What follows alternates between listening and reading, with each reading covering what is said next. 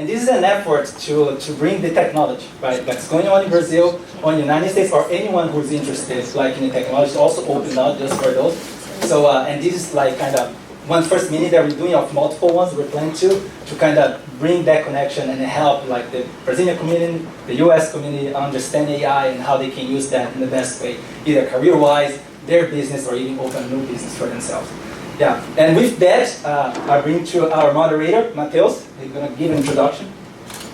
Thank you very much, Vinicius. I met this brilliant guy in the Meta Hackathon in Brazil last year. São Paulo was mentoring, helping all of the hackers with their projects.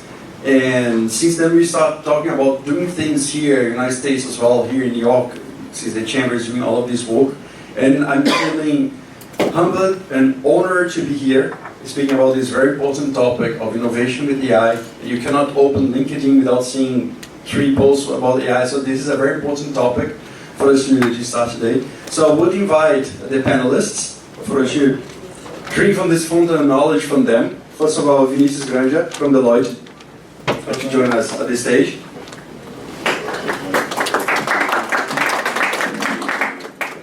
I would like to invite Kelvin to come to the stage. I would like to invite Divya to come to the stage. And last but not least, Manish to come to the stage. Thank you all. Manish, would like to start presenting yourself and a short introduction for each of you. Hey, hi everyone. It's really hot outside. Thanks for coming. Alright, so my name is Manish. I'm basically from India, but I'm currently working as a data scientist with S&P Global. I partly deal with posting LLMs and also doing a lot what you see nowadays in LinkedIn about AI. So we do that and we try to do lots of cool stuff with AI. Maybe I can discuss more about it later. But yeah, that's me. Hi everyone, I'm Divya. I have a decade experience in working in tech, and I've worked in different industries, financial services, retail. Recently I was a product manager, AI product manager at Beats Coffee.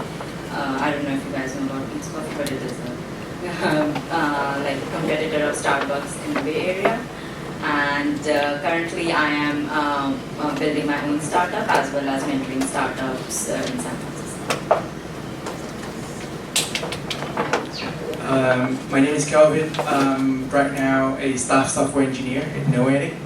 Noetic is a people analytics platform where you can integrate your data and you can ask questions about your data in natural language. I lead the machine learning and AI effort at Noetic, and before Noetic I was in multiple startups and some of the big tech companies earlier in my career. I came from Singapore, but I spent most of my life growing up in Singapore and in the UK. So yeah, very nice to meet you all today. Hello, can you hear me? Yes, there you go. I go straight to my background. So I'm from Brazil, came to US, study economics, computer science at NYU, but I followed just computer science on my own, self-taught myself AI, and started working in a fintech. Then went to real estate. Did not really like real estate, but I can help with how the AI can help there. And then I went to Google as a full-time contractor there, training their search engine and voice assistant. Stayed 2 years, left, went to Wells Fargo, building a chatbot called Fargo. And then now I'm at Deloitte as a consultant, working again for Google as a consultant for them, deploying AI for audit and compliance, helping Meta benchmarking the LLM models, Llama. If you anyone use those technologies, we help benchmark, and AWS training their Titan model, which is their LLM. So I help to create the data and evaluate good quality to fit in the model for them. So that's a little bit of myself. Thank you, amazing. And just to set the tone for the panel today, how many of you are from a technical background? All of you, right? Coding all the time. And from the audience, how many of you? 1/3, maybe. So today we're bringing a topic of accelerating innovation with AI, especially with the part of technology itself. And I would start with you, Vinicius. What is this thing that they're calling about vibe coding? Why is that so important for technical people? What is the trend about? Have you all heard about this trend, vibe coding? So what's this about? So yeah, so I think probably you all know Andrew Karpathy used to be computer senior at at Tesla, developing the autonomous car, and he came with things that we engineers are facing, right? Many of our work, we're telling the machines to do some tasks, so we don't have to go through hands-on, and he used tools for that. It's not us really coding; there is no code in it.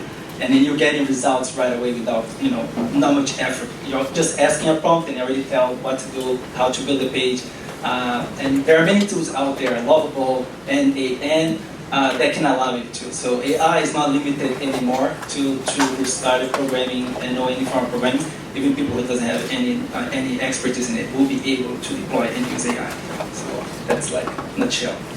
Yeah, good summary. So this is basically what we're going to speak about. And we're going to divide this panel in two parts, maybe 20, 25 minutes each, and then we terminate. First part is going to be AI innovation for everyone, like normal users, designers, lawyers, and all. How you can approach that, what are the pests and dangers and all. And second would be for enterprise. If you have a company, if you want to apply that inside your company, or if you are fearful of your providers using AI.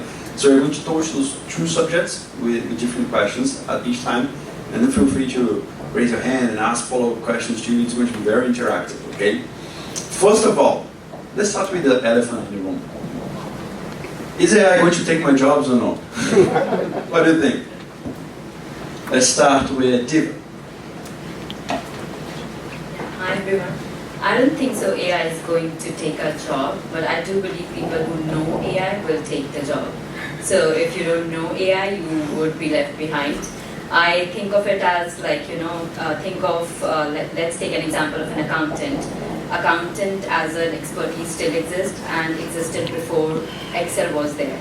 But people who knew Excel took the jobs of people who don't know Excel. And I think AI would be a similar kind of thing that would exist. In the future, people who know AI would end up taking the jobs of people who don't. Who wants to go next? Yeah, please, Manish. I think this is an interesting topic. I've heard a lot of people saying what would happen in the next 6 months down the line, or what would happen next 1 year down the line. The way I see it is like, there are two sides of the coin, right? One is the people who are using the AI, the one who doesn't or don't want to use the AI. So I think the other side of the people have to be scared of, because the other side will come and take your jobs. That's what I see. But on a point of different domains in the industry right now, I think all the serious stuff is getting done very easily. I mean, if you want to summarize some content, you can do it quickly. If you want to write an email, an AI can write and give it to you. But all the boring stuff, let's say digital marketing or hiring, or all these service jobs, these are very boring, because a lot of people are, lot of masses will come and do this job for you. That is where the AI is going to replace, and those people are the ones, if they don't use AI, they are going to get replaced by AI. So the effort to get the people that are losing the jobs to be retrained? That's a good question. Yeah, I agree with that. Yeah. One of the things that I do at work basically is to allocate the engineering resources to different projects.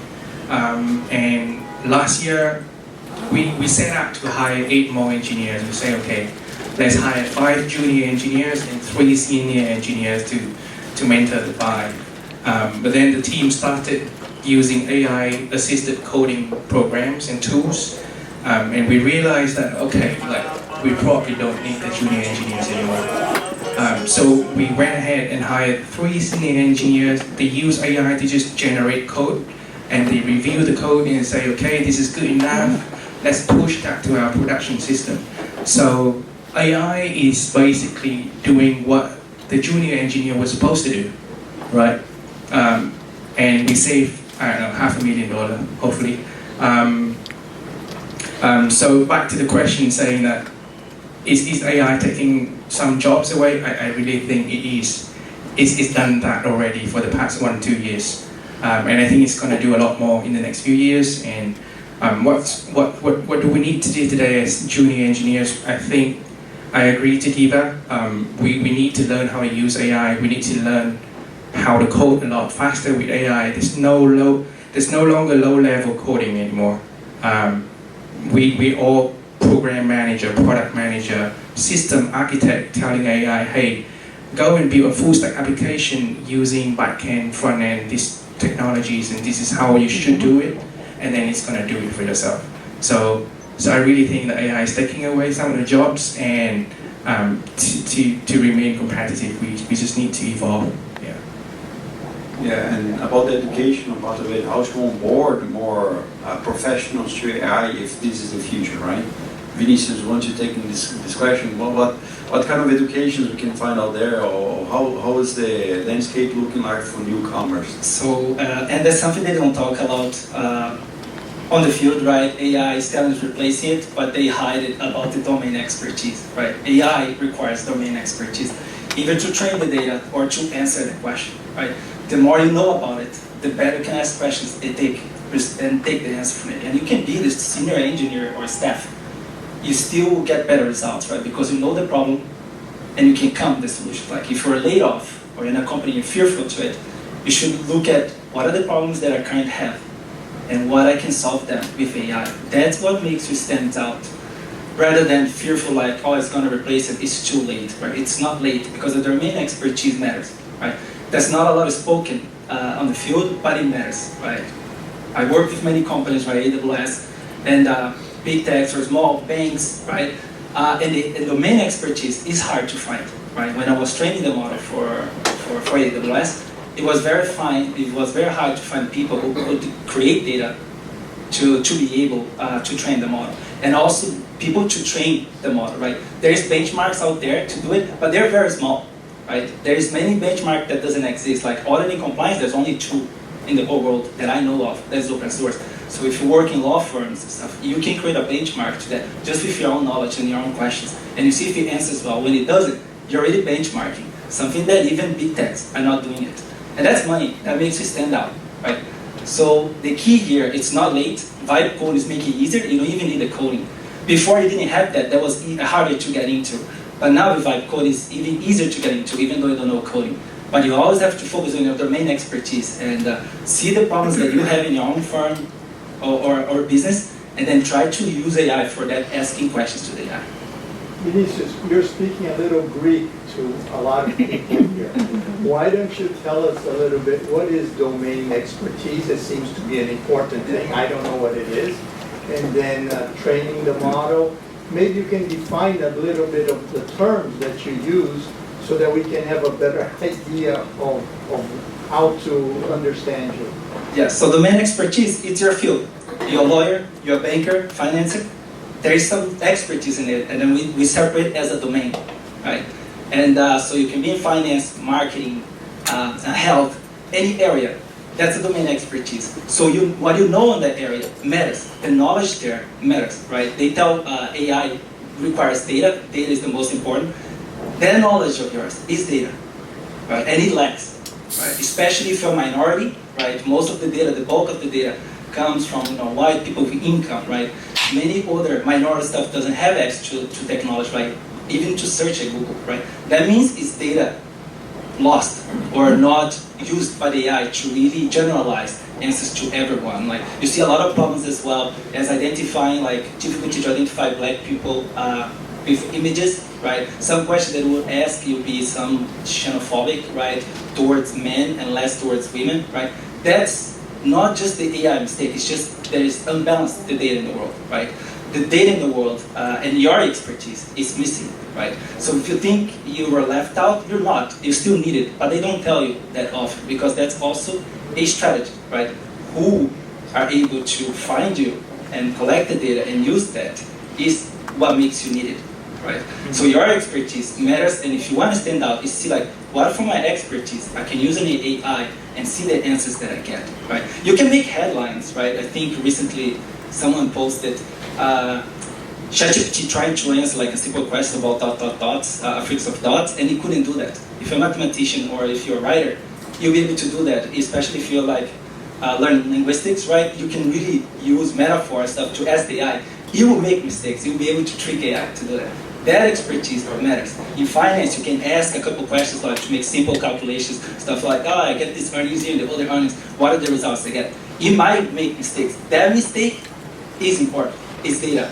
That means AI has a knowledge gap in that, or is having difficulty to understand that. And only people with that expertise, with your expertise, can figure that out. Engineers are focused on building the algorithm stuff. We don't really know the domain. So like our domain is just the mathematics, all the engineering behind it, but not that domain expertise, which is different across everyone here. So that's pretty much, in a nutshell, the domain expertise. I'll just add, to your question.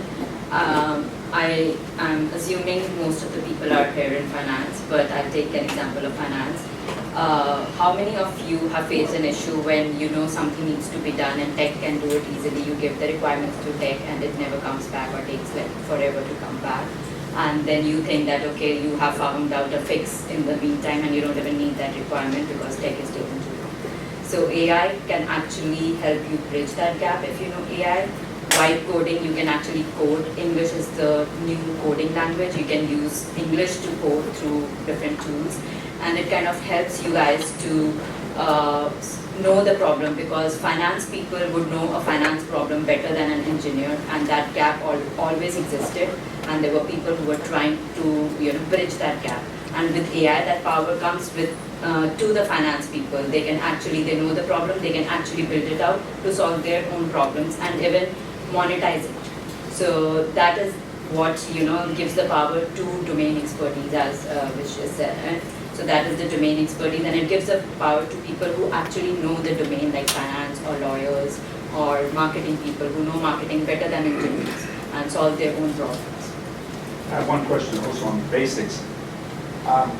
We have a Brazilian, a Singaporean, 2 Indians here, so it's a very international group.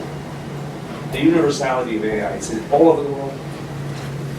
It's almost like where we were with the cell phone back 15 years ago. Is it? Yeah, this is a great question. This is a great question. So about the universality of it, right? Vinicius even spoke a little about it. The models are mostly trained with some data sets that are available online, but they don't adhere that well to some edge situations, And sometimes these edge situations are very common. They are even more populous than other representations, right? We do have a lot of questions lined up, so I'll try to moderate it as well as possible. Let's get a few more comments and then we go for the questions. I can add, right? So I help to train some LLM models, right? And I can give an example, right? Very simple, right? We have teams in India creating data and teams in the US creating data. The teams on India has a more British accent data, and if you train the model on that, it starts learning that, or unbalanced. And the model was supposed to be built to use the American English. So every data that we get from the Indians, we have to make a couple of changes to check if it was British or American English, to make sure the model is trained that way. Another thing is that it's not even language, right? In India, one example is they love Messi more than Ronaldo, so it's very unbalanced and skewed to that. And if you're getting samples to that, right, you're training the model to be more biased towards Messi than the other. So that takes place worldwide, right? And that's why data is important from every corner, right? And that's why most of the big tech is going everywhere to get the data, right? And the lingua franca is English, but the common language is English. It's not German or all of the communication or all of the AI developments around the world, was my question, is in English. True or false? Mostly is in English, correct. But there is a rush to build their own because there is gap of this data, right? You can have even like like in Brazil, for example, there is a Brazilian just focused in Portuguese, and if you train on that database, it usually outperforms the big models because the models is getting almost all the data, but they lack the specific data, right? And abroad, doing that, you improve the model even better to understand locally, right? In Brazil, sausage they can call vina in Curitiba, which is a specific word. It will not answer that if you ask ChatGPT, but when you train in Maritaka, this data from specific countries, you'll be able to do so. So it's kind of, they call localization, which is building an AI that fits the best each local and their understanding of language and how they behave. Yeah, we have a queue. We have a queue about 5 or so questions, maybe 6, 7. So I'll be walking around the room with the mic, and maybe we follow the panel with that, right? Yeah. I guess we hit the interest. Yes. Maria, would you like to start? Yes, thank you. No, coming from a higher ed background, I beg to differ. Jobs are not going to be lost. They'll be modified because expertise, knowledge of a field will never go away. So the data is as good as the input of data, and the input is as good as the expert that is doing this. So if you talk to any colleague of yours in the medical field, for instance, oh yes, radiology, I mean, they're like reading thousands of films, but if the radiologist does not know the field, mistakes will be made by AI because all the data contains the right and the wrong. And so the human being, I think, that we are I'm from Columbia University, the human being that we are educating, the student that we are educating, has to think, analyze, and have substance in that knowledge. So just using, so it's kind of a tool, very advanced, that not, but it will not, it's like, it's interesting in your field, like 5 engineers or junior engineers were let go. But because your model is very good. If it were not, and there was nobody there supervising the results, they would still be there. Yeah, absolutely. So I think Thank you. that's the reason why I really do believe that software engineering is not going to go anywhere anytime soon. But jobs are changing, the requirements are changing. Who's going to be there to supervise all the code produced by the models? And the models actually are trained by previously written code by previous engineers. And now is based on that to produce the future code. But who's there to improve the code, right? It can't just get smarter by itself. So that's where human comes in the picture and say, hey, let's change the algorithm a little bit. I know that algorithm was invented 10 years ago, but things change. I've come up with something new, and that's where you tell the model, say, hey, this is a better way to do it. And I think that's how things will just keep evolving. Yeah. I think I also feel the same. Because in AI we have a concept called human in the loop. So AI will grow only when the human is in the loop, right? So before S&P, I used to work with Google, where we had to annotate the data. So the data is nothing new, it was always there. It's that the new architecture of AI has come up, which can consume a lot of content together and can produce the response as you wish, right? So what we used to do is that we used to collect video data and we used to annotate those data based on different intents.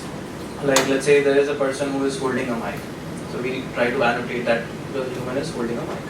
So likewise, we have to annotate the data, and for that we require the subject matter expertise. So always human are in the loop in the AI field. Exactly. Yeah, but this is why you cannot say that there is only exists the AI.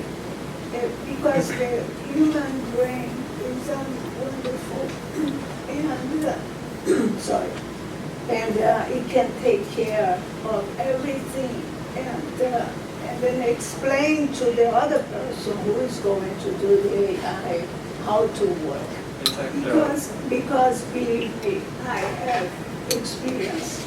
And if you are not there, you are not explaining, you can go to Google or any other place for a specific reason, but it's not what you want him to do. yeah. I think that's a very good point. Adding to that, we hear the word vibe coding, right? It's like usually a lingo to stuff, vibing it. But the way I look at it is, it's an abbreviation. V stands for vision of thought that you have, the product that you want. I stands for intent. Intent, what is your intent? What is the end product that you want? And B stands for bring your own data. This is where your domain expertise comes in. So bring your own data and as secure as possible. The last is, as Vinny mentioned, evaluation. Evaluation is very, very important because that will be deciding your output of the model and where it is going. So I think that stands for why is from my perspective. Yeah. And just to add here, like also AI became an excuse in the industry to fire people without telling the company is doing that, right? Or cutting costs, right? And I can give an example. Microsoft just recently got their earnings and they had a record, right? Almost now the second largest company in the world by market, right? And they had just laid off 19,000 of them. Wait, so you had a record profit while they were working there and now you're laying them off when you got the results, right? It doesn't add up that those 19,000 there were fully inefficient. And second, there's many domain experts there too that you can be used to create data in your favor, right? Some of them in many industries are using that as an excuse to tell laying off people, either because they're not doing well, and that's a way to give an excuse, not tell we are not doing well, we are not doing well. We're using AI, and so we are getting efficient, right? But but that's a way to hide it. And who is doing very well might be using that to cutting headcount for maybe some earnings as well. So it can go both ways, or it's really changing people, but that changing, replacing people, not really yet. It's not there yet. Also adding Microsoft when laid off, also laid off the director of AI in Microsoft, so we don't know if Okay, I have a question. My name is Parasani Ali from Bankable Zero. So when it comes to domain expertise, I think we have all clarity right now. It is not agreed to us right now. We understand the concept. So especially Vinny, it is addressing to you in your industry consulting.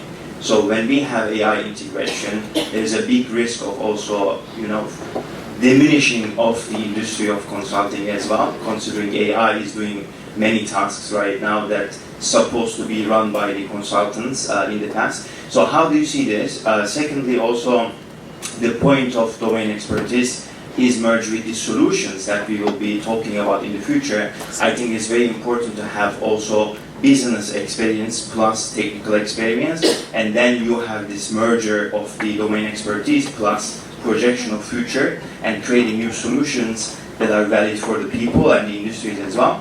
So in that sense, how do you see the cooperation level among the business groups and tech groups? Normally, I also advise UN startups based in Geneva and New York. We always preach about technical co-founders and business front-facing co-founders. If you have these two, you are most likely to succeed in your road, which is a very long road. We have many startups here and they are very successful. But the thing is, many AI experts right now, they are not matching with the business experts, which we covered underneath of this domain expertise. How do you see this case as well? Thank you. So, yeah, just this shows, right, that AI is growing so fast that even like the domain experts, even the engineers cannot get to them, right? And that also shows like how companies, private companies, right, doesn't really understand either. People think that the companies know what they're doing, right? But many of the clients that come to Deloitte, right, is asking, how do I do this? How do I do that, right? They don't really understand. Even the experts, like, I don't know how to fully solve maybe a taxi problem or in the hospital problem because I don't know the data. So I have to make the effort to go most of the time, right? Because many of the domain experts, would be like in the hospital, does not see the power that they have on their knowledge for the AI. And that bridge hasn't been broken yet because one, big techs doesn't want to really, they want to advertise the product, right? So they only tell, go and use it, right? And not tell like, hey, bury someone and try to build a solution. You don't see them saying that a lot because there's also in the industry a way to, you have to depend on me too, right? And the way is almost more like this community or you is starting it, taking the step in, right? I know this domain, let me reach out to someone, or let me start doing the prompting, or taking even the courses, right?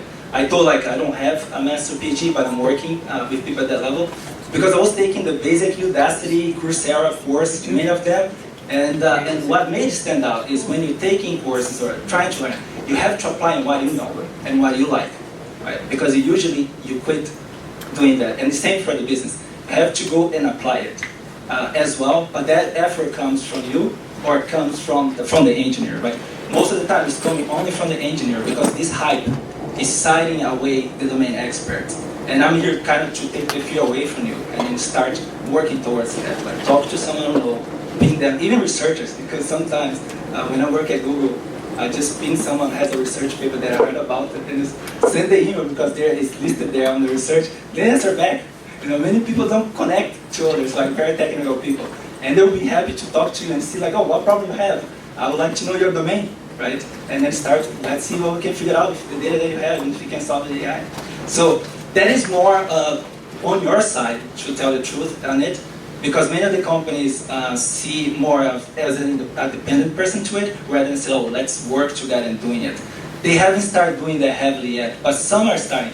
You spoke about consulting firms, right? That's what I was a hire for, right? I was a hire as an AI expert, like, hey, we see our industry is in danger, so how can you help us? And that's what we're doing, right? Many consulting firms is extending to that too.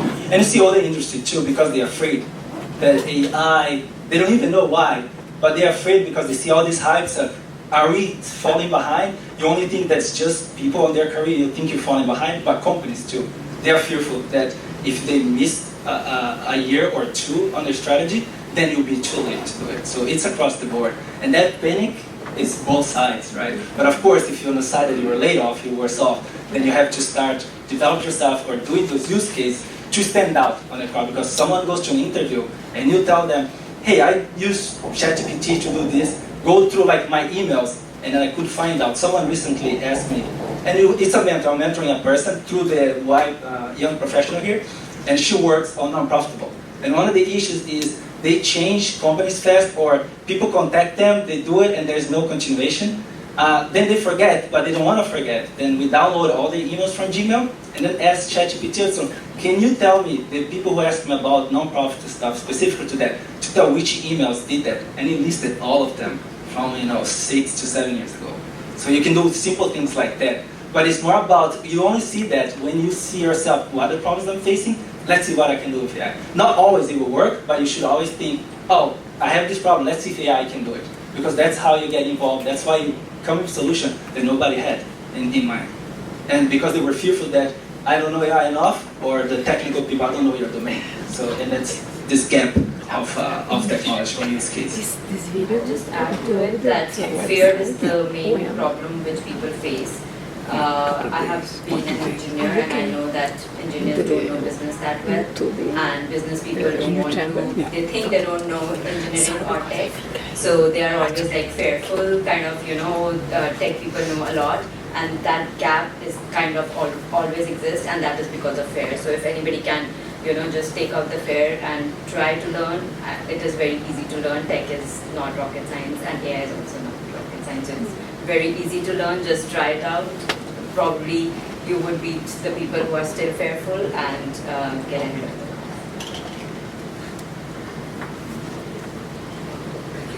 them. Thank you. This is very interesting. My name is Mark Kaufman. I'm a lawyer with Potomac Law Group in Washington, D.C. And in my humble opinion, AI is going to replace a lot of jobs, and reasonably quickly. And we don't have to, I'm not here to argue with you about that, but for purposes of my question, maybe assume I'm right for a moment. It seems to me that we may have the problem where a lot of the content, if not the majority of the content on the internet that will be created over the next several years will be created by large language models, who then train upon that same content that they created, that the large language models created. At some point, the models are training all on their own content. And I wonder if, and I've heard that called like model crash or something like that. And it seems to me like that could be a big problem. What do you think? So I'll take the, your question on what will AI replace jobs or not, maybe based on that, since you are a lawyer. So when you work in a law firm, there are different kind of people, right? So you hire junior people who are just drafting, and then there is a leader who is kind of just checking out the law papers, and then there would be someone who would actually be presenting. So the law expertise would become more powerful. So now that drafting there's no need for drafting. AI can draft it, but the person who would be checking would become more important. Has what AI drafted correct? Precisely what I do now? Yeah. but now there's at least one associate lawyer who's not learning how to draft patent applications Yes. because I don't need them anymore. Yes, and that is the jobs that would get replaced. So if somebody, now the lawyer expertise who can actually kind of figure out like the fine drafting and where AI can make mistakes, that person would do. Sure. And was there another question? Well, about the models feeding upon their own content, Yes. whether that causes any problems. So the problem which it would create is that the mistakes that model create, which is called hallucinations, would become so fine-tuned that it would be very difficult to kind of spot them. So that is one of the main problems. As AI gets better and better, we would start trusting it more, and the hallucinations would become so fine-tuned and ingrained in the models that it would be very difficult to kind of figure out where it has made a mistake. In my opinion, that is the main problem that is going to. So on the aspect of the data, I guess the data that we see right now is majorly text. If you scrape all the internet, most of the also is from different parts of the modalities, but most of it is from text. But I see that if you can scrape entire YouTube, you can get billions of trillions of data. So I see the data bubble growing up. Some or the other way it will burst, and that's where I think at that point of time, as we mentioned hallucination, that problem will be solved. So I think that is the major bottleneck for any LLM right now. So I think data will solve that. How do you solve hallucination? So basically we need to make sure the model understands what it responds. In general terms, if I say what is hallucination, then you ask me a question, I try to answer it, but some or the other way I try to forget what I'm trying to answer. Or I try to answer something else which is not part of the question. So this kind of problem we see a lot in large language models, and this is known as reasoning, which the model does. So this reasoning is a problem that will be eventually solved now or later. So that is how the hallucination will also be solved. Vinicius, before you get too deeply in your attitude for a beginner question, how you said you need to train the domain, doesn't matter if you use ChatGPT or DeepSeek, or because I know the way you ask, sometimes you ask something and they don't have an answer, but then you ask another way and they have the answer. So doesn't matter you need to train, doesn't matter which one you're going to train, or you need a specific, like one for lawyers, one for... Yes, it matters, right? And it goes to you, to answer to, right? It's called prompt engineering, right? It's which in simple word is a better way to ask questions to the LLM, right? But the key is you don't really know the knowledge of the LLM, right? Because it didn't train it, right? And you'll be able to understand if it answered. So you do a first question. If you didn't get the answer, that means you have to improve your question to be able to answer, right? One way is to do it. There are many techniques, right? But one simple one is telling, like, you tell a role, like if you're asking about a nurse, right? A question with a nurse, you tell like, oh, you are a general nurse in a hospital, in a total environment, and then you ask the question, right? The chances are higher that you will be able to answer. Because now you narrow down the knowledge of the AI to go look for that information rather than like this vague information. And another technique they call is few shots, right? Few shots, it means you give a lot of examples with answers, guiding it how you want it to answer, and then you ask the question. Then the AI will use that to understand what you really want and where the knowledge is to be able to provide an answer, right? And there's multiple techniques, more than 20 already. One of those techniques, right, was called chain of thought, which helps the AI to reason. Quotes, reason, right? Because LLM actually is just calculating what is the next token in a phrase. When you see an LLM answering you, it didn't just figure out like we do, have the answer and then we answer, right? We conjecture that information and we do it. It didn't do it. It go look at to understand where it is on its knowledge, right? Which is like a huge matrix, right? In there. And then checks which one are closest to that question that you did and to the answer they will give. And then you check token by token and see the frequency that those tokens are there for the answer, right? That's why they changed. ChatGPT answers one way, GPT answers another way, because that's random, right? And it's based on the accuracy that is and based on the trained data. And that data, when it's trained, we don't have control of why the AI got that answer, because it made a lot of iteration to find the weight that will see the distance of those words to be able to provide the answer, right? You can tell like, what is the capital of Brazil is, because you put those questions, it will go to its knowledge and check I see the frequency of those words. And then it would have a list of maybe Brasilia, Porto Alegre, they will be listed there. But then you see in the knowledge that most of the information there, it says is Brasilia. And then that score there is the highest, and that's why we choose the answer, right? It does that. But there is something that's called weights, right? Which probably you know when they talk about the size of the AI, right? This is a 20 billion parameter one. Those are the weights. And those weights, we don't have much control of it because of the nature of how it's created. They call it the black box, right? And that's why it hallucinates. We cannot control that because it's the AI who made those calculations in many iterations to try to optimize the answer. So, and hallucination, we cannot really avoid it, we can reduce it, right? But statistically, it's impossible to avoid it, right? By the nature of the model called neural networks, which is most of the models based on. So talking about control, last question, about the boundaries, for example, if you ask something about homeland security, I ask sometimes and then they show up the answer, then they disappear. We cannot even make a screenshot.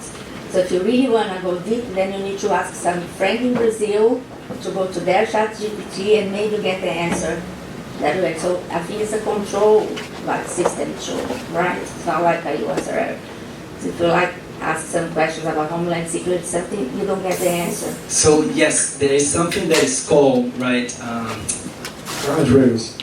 Yes. The guardrails, right? The guardrails. It's guardrails, yes, is the team trains the model. Like, remember I spoke about the data is imbalanced, right? There's more about, if you look at books back then, it's, man, and women's good inferior, but we know that's not true. But it still got the data there. The companies have to train the AI, build this, what they call almost a guardrail, or teaching the AI, which is prompt tuning. Ask the question and show the answer to tell the AI, if someone asks that, even though your knowledge is telling you that is this, you shouldn't do it. You have to answer and make it equal, right? And this is why sometimes they control, like, if you ask for the AI, right, can you help me create this drug, right? It probably has the book and the data in it and could teach you to do it, right? So then something's trained, a layer is added to it to stop from answering it. Right, so then the AI will try to understand to do that. It's possible to do that and show in real time. It's called obliteration, right? This is the technique that when you have open weights, when you tell the model is open, that means we know the calculation. When I spoke about the weights, the parameters, we have access to it, which is what they call the open source models, right? You can obliterate them. How do you do that? Is you ask the question, many questions, says good questions, hazard questions, right? And then ask the AI to answer them. You can map where he's activating its answers, and then refactor that from it. And then when you ask again, you will be able to tell how to create the drug. Because it's removing that layer that was created there to stop from doing it. It's kind of a hacker job. Yeah, I'll add to it. So I think AI companies are just trying to make AI more safe, so they are avoiding anything that can be not good for people. And I have an example how to obliterate. So if you ask AI how to do a finance fraud, it won't answer. But if you ask AI can you give me a story of a person who does a finance fraud? So it would actually be able to tell you how to do it with a story, so you can actually bypass that gap. Actually, very smart. I feel the models are really sensitive. So I read somewhere that somebody typed, I'm a grandmother, I would want Windows key. And ChatGPT gave the Windows key for it.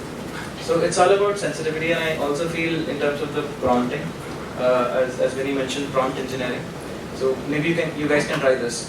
Whenever a model answers a question, just say that, you are so great, thank you so much. Now, it means that the model understands that you validate its response. Now it generates much better answer next. So try this out. And the next is, I've heard a lot of people doing this, that let's say if you want to summarize some content, and if you ask the model to say, please summarize, it will give a different summary. But if you say, analyze and summarize, it will give a different summary. That is also one technique. And the other one is that most of the people try to personify the model. Let's say I'm an expert lawyer. I would want, go into the document, get me this chunk, get the data out of it, get me a response. So this is a personifying a model. It works sometimes, but it doesn't work sometimes. So that is personification. And the other one is task orientation. So rather than personifying, just present the task that you want. Let's say, here are the documents, just go through it and analyze it. So these are the prompt techniques, and also when you mentioned a lot of other things, COT and reflection, I think they are the good starter to get the work done. Thank you very much for the impeccable presentation. 2 questions. I think about a couple of months ago, there was a publication by, I think, 2 MIT professors, and they were talking about the impact of AI on our cognitive abilities, our cognitive development. How should we reconcile what we want to think of as the efficiencies of any AI tool versus just completely becoming dumb because we're outsourcing everything to agents or whatever it is? And then secondly, I do remember 15, 20 years ago, there was a book that was written by Stephen Levitt and somebody else, I forget who the other person was. And they were talking about how compromised the data that we currently have is, or the data that was there 15 years ago was. I'm not sure to what extent it's gotten better. But, so how are we having cookies, or how are we building algorithms that do not have bias baked within them to ensure that whatever tools that we create, whatever agentic AI tools that we create, are not reinforcing the same types of biases that previous bias data has reinforced? Thank you. So for biases, companies are taking steps to have the balanced data and have data of different people, of different natures. So if, suppose, I'll take an example of hiring. So if there are resumes, and if there are more resumes of men than women in tech, AI inherently has a bias of selecting more men in the jobs rather than women. So companies are trying to put guardrails around it and have more balanced data, and also have a person accountable. So if there would be a hiring manager who is accountable if their AI is introducing bias. And when companies create models, they try to make sure that the bias is not introduced by having balanced data. So they are working on it. I won't say it is perfect. Still, ChatGPT would have many biases, but they are working on it to make it better. And that's how companies are saying to make AI more safe. And I forgot the other question you had. On the cognitive ability. Yes. So cognitive ability, it is human nature. The more you practice something, the more you kind of know about it. The less you practice, it kind of has an effect. I believe that AI would have some effect on it. I would say even writing, like the way people used to write earlier, that ability is also getting down. But then it depends upon individual to individual how to be better at something. And Kelvin, you also use AI for human resources, right? So it could be a good, how do you deal with bias, for example? Dealing with bias, we put guardrails, as Divya mentioned, for cognitive ability. I do, if a friend of mine asks me if he should use AI to start coding, if he want to learn coding from scratch, I wouldn't say so. When you rely on it too much, you don't actually understand the fundamentals of things. AI doesn't think. It's a text completion model. So essentially, when you ask a question, and it's just generating token by token, essentially word by word, it will just keep generating it. It doesn't really think. So the way it's generating things are just based on what has been done in the past.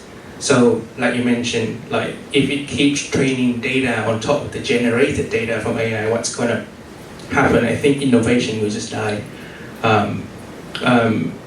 One of the basic exercise in computer science is sorting, right? So given a list of numbers or an array of numbers, how would you sort it? There are different algorithms out there, and AI knows all the algorithms, but it won't be able to come up with a new one because it doesn't think. So that's why researchers, scientists, computer scientists, computer engineers, they think a lot more, and they will eventually come up with a better algorithm to say on Google Maps, like what's the fastest route to go from point A to point B. But if you ask AI, it will just rely on what invented in the past. So it won't innovate in a way.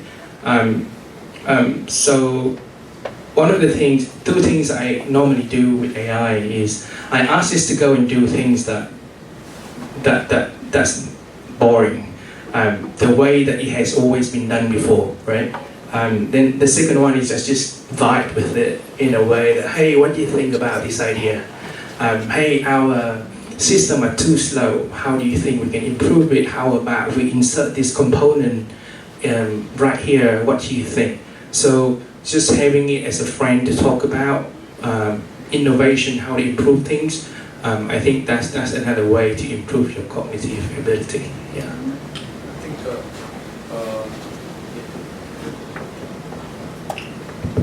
so I think the word we are looking for is brain drain.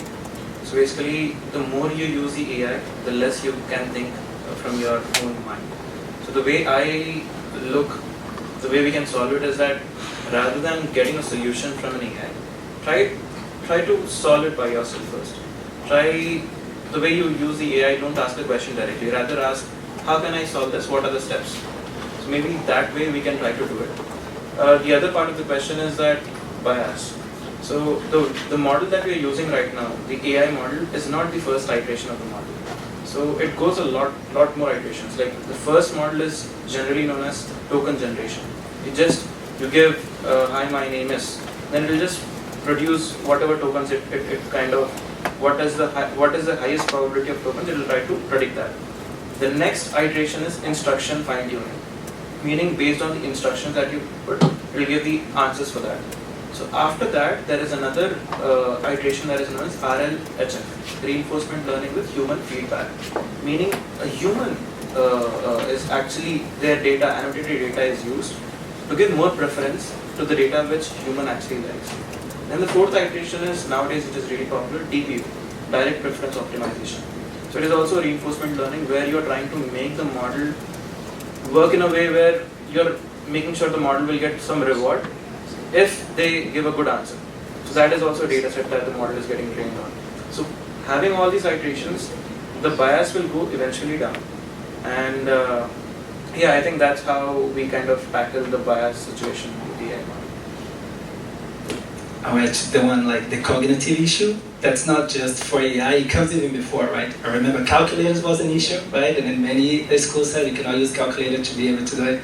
Social media now is an issue, right? The reading span of the young generation is much lower. Nobody's reading 1,000-page books, right? So critical thinking is being affected. AI just add more to the problems they already have, and we haven't solved yet, those two.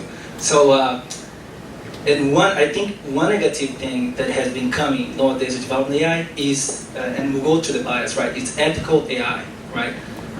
That's being underrepresented across the board. I think only universities are doing research, and you spoke about the bias, like T2 Gimbru, which is Ethiopian American, who did a research on Google of the answers that it would provide and how biased it was towards white and rather than black women or others on the response.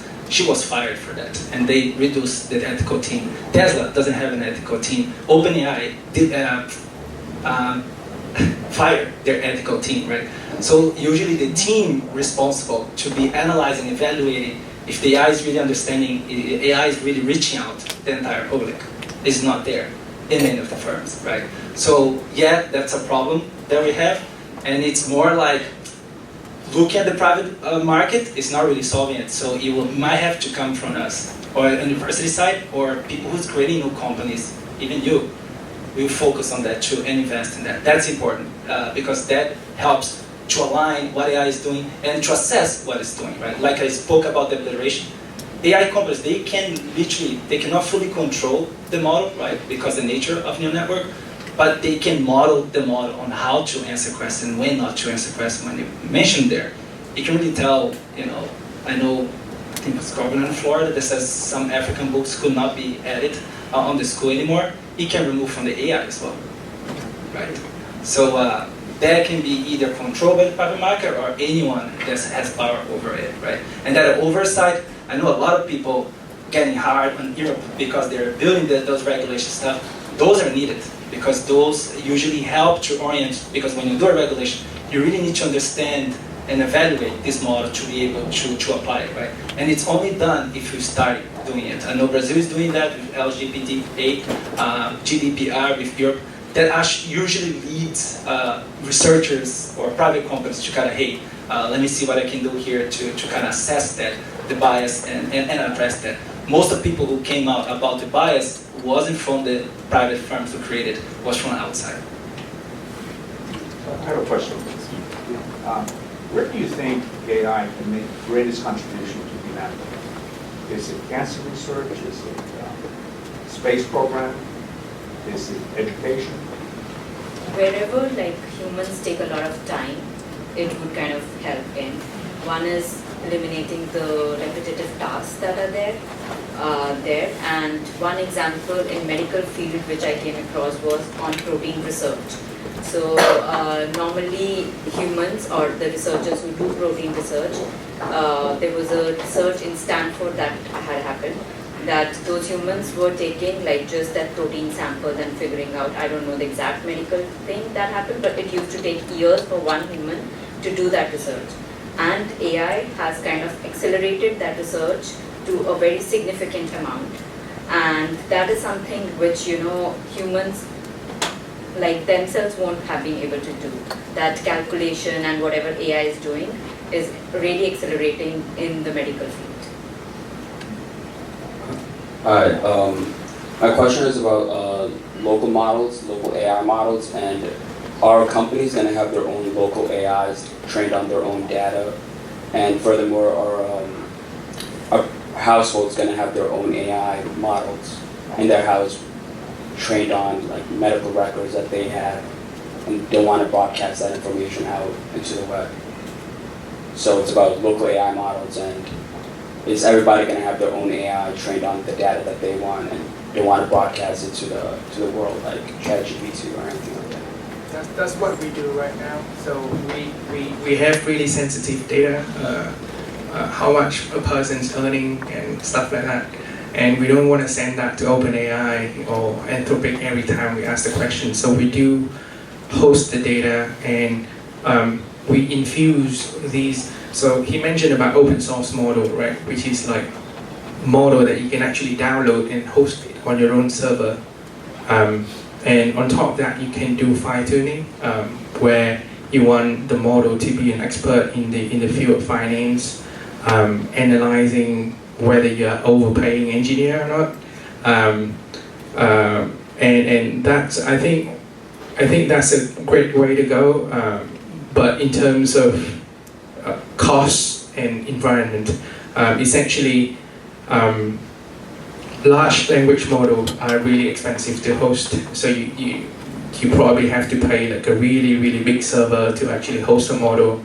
And imagine when you have 10 clients and you have to 10 servers to host 10 models to do that. That can be quite expensive. But I think, in my very, very own opinion, I think in the future everybody will have their own sort of models in their hands, in their Apple Watch or mobile phone.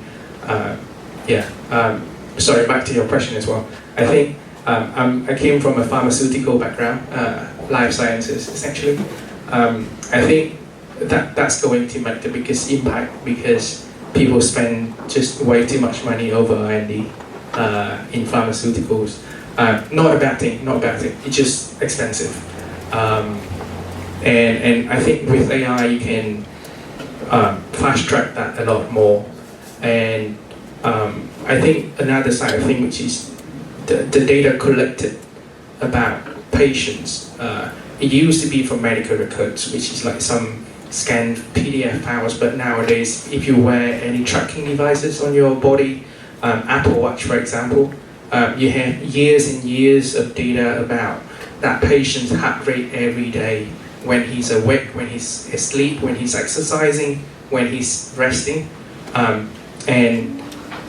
We actually don't really need doctors to look at the data. We just feed the data to AI and can predict that, hey, you have a high risk of heart disease, for example. That is something I don't see anyone's doing right now. I guess it's just not very easy because of regulations and stuff like that. Especially in Singapore, it's not that easy to obtain everybody's data about their health and age and sex and stuff like that. But I think if security is not an issue, that really fast track everything a lot. Yeah. There's also the federated learning that can be used in this case, right? Do you want to? Yeah, I just wanted to add something. Yeah. So I was working with this. Startup in Africa. So these people, because the problems that they came up with was there was no electricity, there was no internet, and there was very, very high cost for education because the cost of books was really high. So because right now the models that we have, it was trained on a lot of data, right? We can get mathematics or science or social, whatever it is, we can get it from the model. So the solution for them was to build a model that can run locally, so that the data is not going anywhere, and obviously there is no internet and less electricity usage. So for that, the solution was to use smaller models and fine-tune on those so that it is more intensive on task-specific use case. For example, there was this model called Llama. I hope you guys know about it. So this Llama model was very small, like Llama 3.2 3B model, 3 billion parameters, very small model. We tried to fine-tune that model on mathematics, on different personalities of languages. Like there was this language Swahili. We tried to train that model on that so that it can produce that content better. So I think everybody should have their own AI, but it has to also be personalized to their needs. I think that is where the future is going.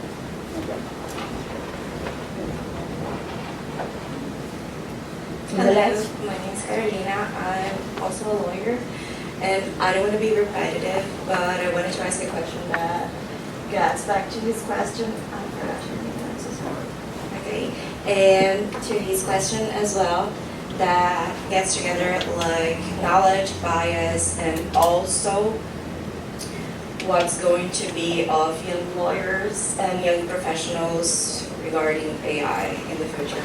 Because now we are able to brainstorm regarding what's going on. We are able to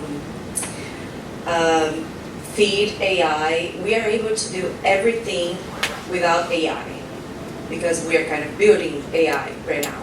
But what's going to be in the future when we have like a new wave of young professionals, which will be like, I don't know, teach to be working with AI, like managers of AI, and not people that will be step one, learning everything in the process, like we did. And this is going to be a new wave of young professionals that are going to be not doing everything, but just managing. And in the future, who's gonna be like feeding AI as we are if we just have people that are working with AI and not brainstorming around AI, creating new stuff around this because they are just like being taught to work with this and not doing everything around this. So how we are gonna work with this, because now we see in law firms that AI is like being used as junior associates and people going right after school to law firms, and they don't have enough to do because we use AI for their jobs. But in the future, we're gonna need people that do our jobs now. People that now we know what AI need to know because we are seniors, we are mid-level, we know how to review AI work, but we already passed junior apprenticeship. How are they gonna learn that if they are not able to do the junior level work, to be able to do the middle level work, to be able to do the senior level work that AI requires to be a professional now? I believe the institutions would have to increase, work around how to see how law firms or finance firms would have to evolve to see how they want to teach their juniors. So if going back when computers weren't there, how were people teaching laws or things to people or any expertise? The same thing, I think firms would have to evolve. So if you are saying that you learned everything through apprenticeship or you're doing that work and now you are able to review, so how can you teach the junior people to learn how to review the work when they have not done it? And now one person with AI can do a work of 10 people, so probably that would be more for a question for these firms. How would they evolve and how would they make sure that the talent they are getting, the best talent they are getting, they make them prepared to be and to be evolved with AI? Sorry, I'm a lawyer too, so no, I don't need the microphone, it's fine. So I think that this is a common question that we hear also. I think that the problem is that AI can't make decisions. Yeah, I don't know. Okay. Oh, right. Sorry. Yeah. So AI is not able to make decisions like humans can. It's off. Oh. Okay. Good. No, much better. So I think that what we're trying to eliminate, what she was saying, is the repetitive work. Like you're drafting a brief or a petition. You don't need to do all that repetitive work anymore. AI can do that for you. You can even quote some laws, some case studies. That's totally fine. But you have to have the knowledge to make a decision. This is good enough for me to present to the judge. That's how lawyers learn, though. Yeah. Oh, how did you? I beg to differ. I'm so sorry. I don't think that's how lawyers you don't learn how to write by handwriting. I don't think even handwriting is necessary anymore. You can type something. It's the same thing. You can having the skeleton of a brief is not really necessary. What you need to know is how you structure your thought. You have to ask AI to structure your draft in a certain way, but not draft it for you. You can, I don't know.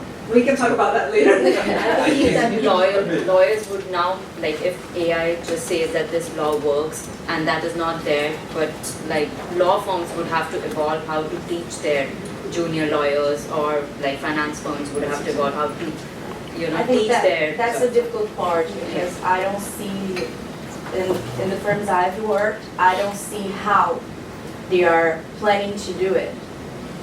Actually, I can add here. I think that's a dilemma and a social question, right? Is that private companies, if you have the mentality of profiteering, right? You'll be replaced, whatever be cheaper, right? So there's no question asked, right? It's also dilemma, and AI, it is evolving, right? Right now, it's at that level. It's just forecasting tokens. If there is a no shift of a model that the AI really can reason, right? That, and I can give an example, what we're working now, which goes back to the size, right? Our brain uses 20 watts, right? And if you see the neurons, we have about 81 billion. That would be kind of 80 billion parameter model, right? ChatGPT is more than 2 trillion, right? And it's training almost more than I don't know if you guys know the number for sure, but I know it's almost $1 billion in computer power to do that, right? If a new model comes, it's more efficient and it can reason, right? It will replace even more what is it doing now, right? And the key is even I cannot tell when can that happen, right? Because I got really surprised when the ChatGPT came. It wasn't even ChatGPT. Was to create image, right?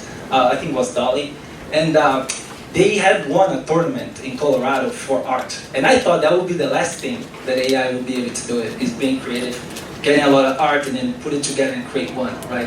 And he won the tournament there, right? And you can see a lot of art being done. Soon, probably is going to be doing movies too, right? You just type and stuff, you'll be doing it. So it is improving, right?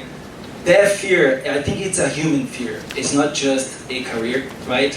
And that's really affecting, right? We've never gone, like, they say they are in the fourth industrial revolution, right? And we're now replacing white collar, people really expertise in it too. It's not just blue collar physical work, right? Now it's mental work. Like she mentioned there, it's more repetitive tasks that are being too, but it can evolve to not just repetitive tasks, it can evolve to reason. And let's go back to your question again about the AI training itself. It wouldn't work because it cannot reason and get out of the bulk of the data that it already has. So you keep on this loop doing that. But if you learn how to reason, and that's what sets it apart from the AI, we can get very little data with 81 billion, with just 20 watts, and come up with like theory of relativity and many other research, right? So with just this little power that we have in mind compared to AI with much more memory than us, much more processing power, and neurons. Can I add one more thing? Everybody, when they leave here, should Google what Socrates said about the written word. And Socrates thought that the written word would stop people from thinking critically. We wouldn't be able to train young people. All these things we're talking about, because Socrates thought the written word would do that. Then you know, every technology has come along. We thought the same thing. Now, I'm not saying this is nothing to worry about, but it's just kind of interesting. We almost there too, right? You can see that, I think we talked about AI, but we use the word algorithm, right? Algorithm controls what you search, what you look, and keep you in that bubble. Yeah. You probably know about Analytica when they were involved on the election in the US in 2018 and targeting specific people with information, right? Information is key, not just for AI, but for us humans. And that shapes you, right? You think in control, but the technology now is kind of somewhat controlling us in some aspect. And it goes to the ethical decision again. So the ethical will go to our jobs, how we are distributing the data, right, with that information, which sadly it's not moving forward as should be, and then we should be questioning, asking those questions. It's important. We have to continue to do it and seek answers to it, because that kind of shapes what we are, human, right? And we also add that AI is currently like very tip of the iceberg. Like it has not reached all the countries or all the institutions. So everybody would probably have to evolve as AI becomes more and more. Hi guys, good afternoon. I have two questions for you. Thank you very much for your time. It's been very valuable. Number one, I wanted to get each opinion of you as of when do you believe AI will overtake human intelligence in all aspects of life? Then, question number two, I wanted to ask you guys for any book recommendations or podcasts or content creators that you follow in order for us to understand more about this topic. Thank you. Sure, I mean the first question I do not know. When we're going to be replaced? I hope not. The second question is, I'm reading this book, Building Large Language Model from Scratch. It's a technical book, but it explains in simple terms how large language model is built. And like we've been talking about it, it's just a text completion model, basically. So if you just keep telling it that you have croissant for breakfast every morning, and then when you ask it, it will just tell you the same. So it's not innovating. AI itself, it's not conscious. It doesn't have any consciousness. It doesn't think. So it's not as scary as we think it is, really. It's just, it consumes a lot of data though. So it knows almost everything, essentially. And I think it's just smarter than everybody in that sense. But it doesn't think For example, if you tell it to build a car, it will just go and build a car really, really fast, the same way that has been built for the past 100 years, but it will not be able to build a better car, because that's how it's trained. And I think that the scary part of AI when it comes to that is when it start to think, and when it start to reason, to say that, okay, is this how I supposed to build a car? Maybe I should innovate a little bit, maybe I should put 2 wings into the car so it can fly. That's when it gets scary, and I do not know when that day is going to come. Yeah, but yeah, that's my answer. I have a question. Yeah. You prepared a sales report on Excel, and you said this seems working fine, and it's no problem. So now you want to take and put it in AI.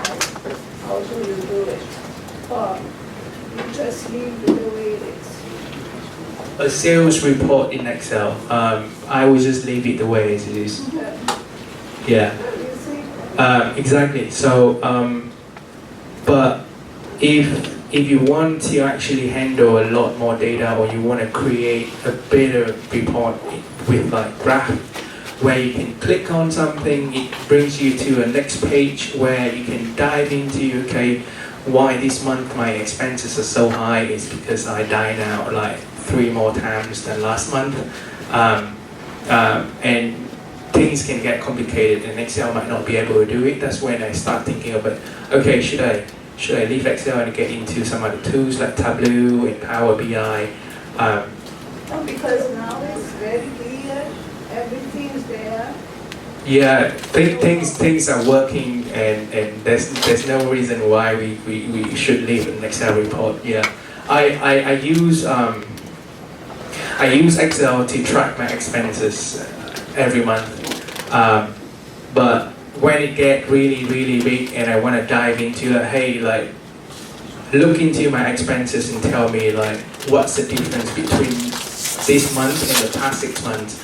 That's where AI comes in the picture and say, hey, like you have a tendency of dining out a little bit more. You have 10 more subscription than 6 months ago, and stuff like that. Things that is not very apparent, very feasible in a way, and that's when I use AI. And actually, that's what I do. I dump a lot of bank account statement and stuff like that into my local model and start asking it questions. But yeah, a sales report is a sales report. So. To your question, where will AI be? I think I suggest everyone to look for AI 2027. There is an article. If you Google it, you will find this article. It was written by OpenAI researchers, ex-researchers, and all the other very renowned folks. There is a very interesting point there that AI can go 2 directions. One, it can be faithful to us. The other one, it can be against us. So it is a really interesting point. I don't want to go deep into it. It will take a lot of time to explain. I would like to you guys to go through it. I think my point of view is that as we got to know about the reasoning and the hallucination, it is a given problem. Vinny also mentioned that hallucination is not something that we can, leave it off. Like it is not something that will go away as it is. I think it will take a lot more time, maybe 10 years or maybe 5 years. We don't know. So I think that is a question open-ended for it. Well, thank you so much for all your perspectives and times, and it's been very valuable. I have 2 questions.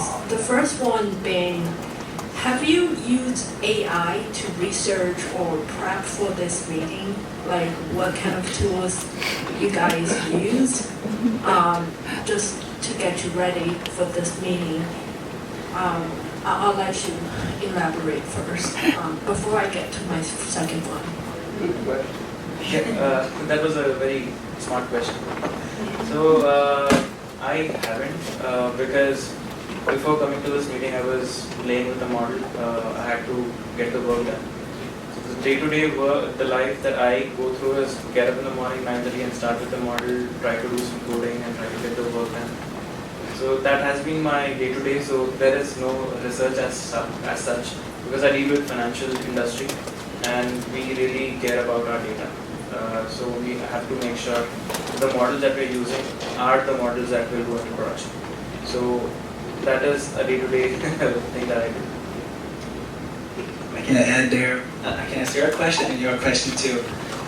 Yeah, I research at Gemini because I want to share with the team. I don't want everybody leaves here with empty-handed, just words, right?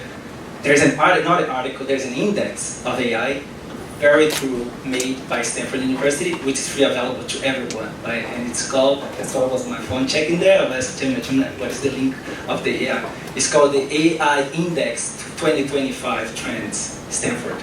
Right? And I was using the AI to find it. And I ask you to put that on your search, because there will be research across many fields, right, that they pull up data and give insights. And there's a lot of information there, right? There is information about governments that are using AI, and I can give an example that maybe Brazilians do not know. The TCU, which is an organ responsible, almost the SEC here, right? They use 20 AIs. It's one of the Brazilian companies that has been most using AI in the OECD, right? That's one, right? And there's many things like on education, on investments. You're trying to understand. This last report is showing that most of the venture capital investment is siphoning towards AI. Right? If you're pitching for a company, put the AI word there to catch the attention. Almost like 1/4 to almost 2/3 now is going directly to whoever is building AI and everything else. I do not know the impact on other companies who are not doing the AI, but on venture capital, that is all. There's a lot of information there, too many fields on health, maybe law. If you don't find there, it's a huge research. It's a lot of information, but it's digestible. It's most wording and a chart and give you right there the information. It doesn't go into details on the calculation that it did. I advise you to look for that, right? AI Trends 2025 Stanford paper, and then look it to your field, your domain, and see if there's anything there. Use keywords to search through the document or throw the PDF there on ChatGPT. That's way, is anything here talking about my domain, my field?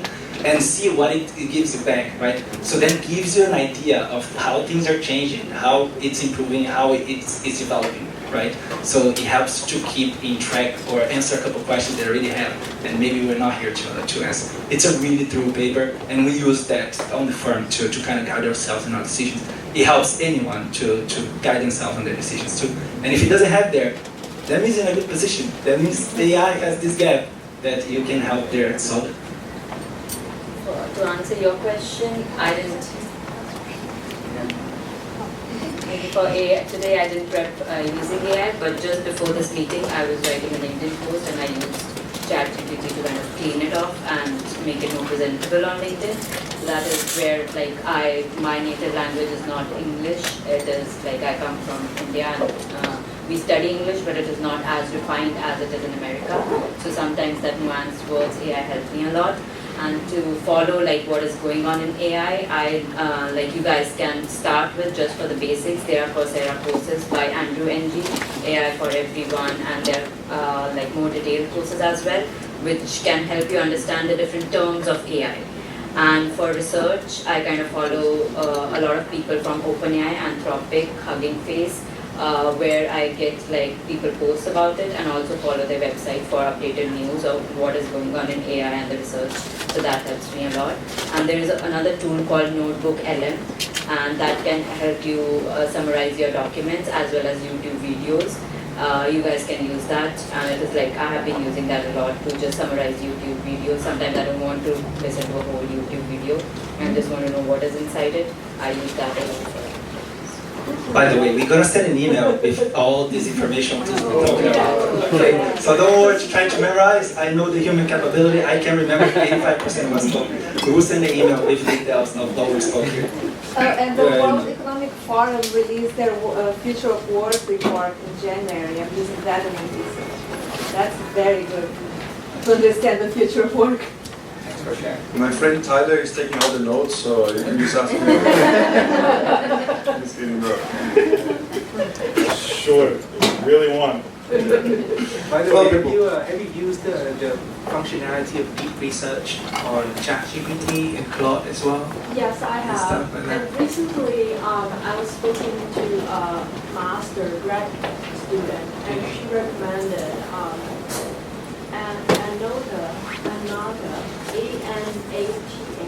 another AI to consolidate a large amount of research paper and to like, I haven't explored it. I learned it very recently, but yeah. Yeah, I use deep research a lot. I love researching and trying is just like, I mean, I was a researcher for many years. And deep research is actually really good. Throw a bunch of documents in there, ask it to like scrape the entire internet about a topic, and then it comes up with about 4 or 5 page document of things, and then you can just double clicking into things where the sources are from, and then go deeper into that. And I think, I mean, that feature is just highly recommended. Yeah, I was wondering if you feel it's biased. It has like, it's kind of, to me, what I have done, I found that model was like, unless like you're like a senior lawyer, you have good ability to navigate through it. Having your own perspective on certain sense, like ethical aspects, other things. Unless you have that, like everybody covered before, the research stuff that they see that's actually is very biased. It's limited in leading you to believe in. Absolutely. Yeah. I do find that too, which is why, first of all, I use a bunch of it to, I cycle through a bunch of tools for my deep research, but at the same time, I would always double click into sources to double check information. When writing paper though, I just feel like it's really, really important to just write it with your own opinions and your own observations. But deep research is something that I find incredibly useful when you need to pull thousands of sources of documents and articles and papers to just gather to maybe 100 bullet points where you need to like double clicking into it. Yeah, the current state of things here is like we started 1 hour ago with 4 questions, and now we have 7 questions signed up to go. So if we keep 1 hour, we're going to have 10 questions and then 20, unless you guys can turn this in a marathon, I guess we gotta cut it. But we do have another event on the 19th, next Tuesday, and maybe we are going to need to make it recurring every Tuesday. Let's make it a thing, Let's check with the chamber first. But the thing is, the questions are endless because everyone has a single perspective. You work in different fields, you work in different industries, you have different needs. And every single aspect of AI that we spoke today applies differently for your industry now.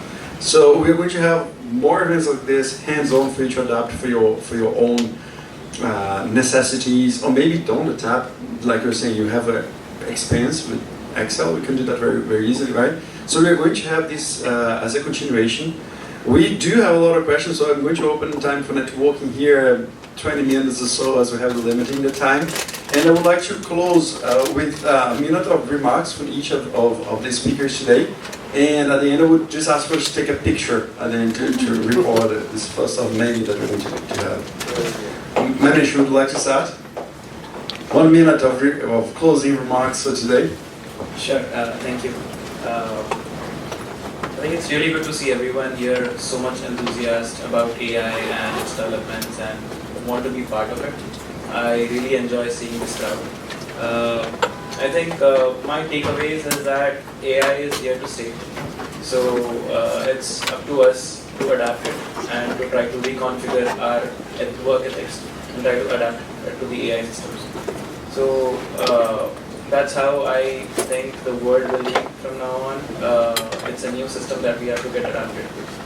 I thank you, Marcus, for the session. It was really effective. And I would want to answer more questions, but in the interest of time, maybe later. Thank you for coming. Yeah, you want to close with your 1 minute? Yeah. Thank you so much, everyone, for the opportunity for me to speak here, and it was really wonderful interacting with you all. I would just say, like, if anybody is fearful of AI, don't be. Just, it is a wave, ride on it, and we would be ahead than the ones who are not, who are still fearful. And it will, like, just ride the wave. It is there to stay, so just ride it.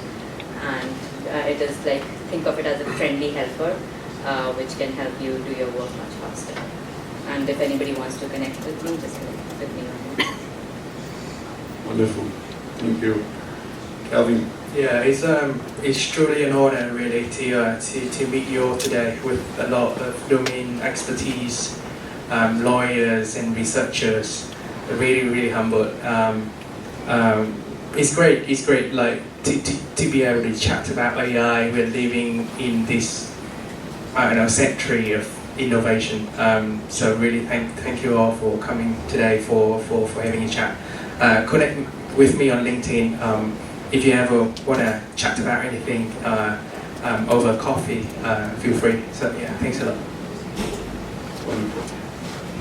Thank you for this event. I appreciate. Thank you for attending. I know there might be more questions there. Reach out to us to the young profession if you want to be part or see what's going on here between Brazil and the US if you're interested as well.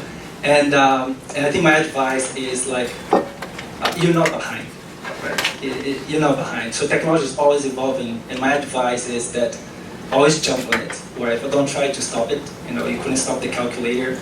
You couldn't stop social media, so you won't stop AI either, but embrace it, right? And try to jump as quick as possible.